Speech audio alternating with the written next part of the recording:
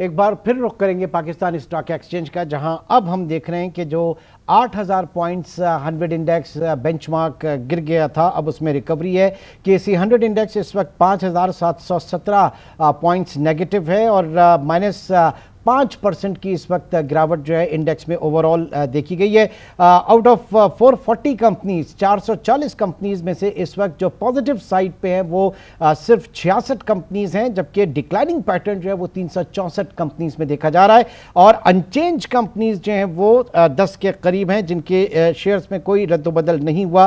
Across the board मैं देख रहा हूं, चाहे वो ऑटोमोबाइल सेक्टर हो, ऑटो पार्ट्स के हों, केबल एंड इलेक्ट्रिकल गुड्स हों, cement sector, all the way पूरा हम देख रहे हैं कि इस वक्त रेड जोन में है। केमिकल सेक्टर रेड जोन में है।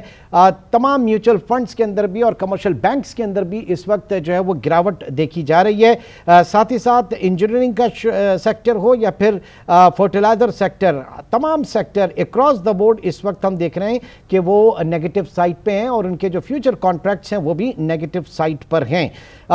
किस हद तक रेलिवेंट है हमारी मार्केट इस वक्त इंटरनेशनल मार्केट से, इसके ऊपर हम बात करेंगे और असल में हो क्या रहा है, ये पैनिक इस वक्त पूरी दुनिया में जो है वो है क्यों, और अमेरिका जो है क्या ये पूरा जो क्राइसिस है ट्रंप के आने के बाद हुआ या इससे पहले से इसके ताने बाने मिलते हैं, इसके ऊपर भी ज़रा हम बात करेंगे। हमारे साथ इस वक्त मौजूद हैं इस्लामाबाद से उसामा रिजवी, इकोनॉमिस्ट हैं, और हमें कुआलालंपुर से ज्वाइन किया है शान सईद ने। उसामा, आपकी तरफ आऊँगा। सबसे पहले बताइएगा कि इस वक्त क्या ट्रेंड देखा जा रहा है ग्लोबली, जिस तरीके से मार्केट जो है इनमें भूचाल आया हुआ है, ये किस तरह से बेहतर होगा? सबसे बड़ा सवाल इस वक्त यहां पर यह है।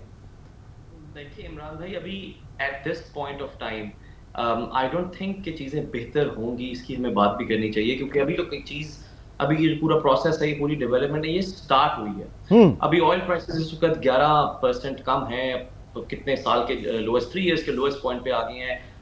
हो सकता है कि 60 से भी नीचे आ जाएं। दुनिया की स्टॉक मार्केट से 2.5 से 3 ट्रिलियन डॉलर्स तक की जो वैल्यूएशन है वो खत्म हो गई है।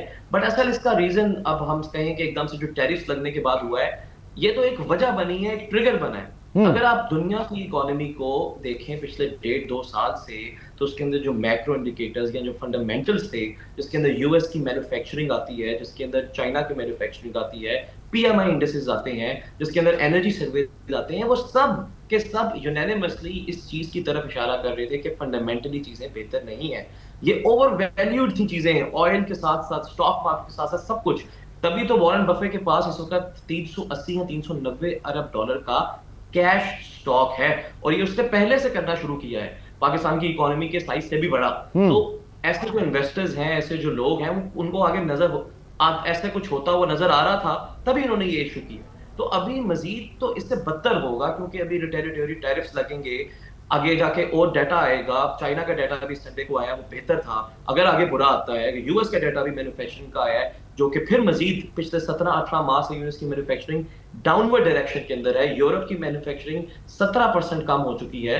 तो ये सब के सब जो मामला है मिलके ये बता रहे हैं कि थिंग्स हैव जस्ट स्टार्टेड, अभी टाइम लगेगा बेहतरी में। ओके, यानी यहां से और चीजें जो हैं वो वर्सन शेप के अंदर आएंगी।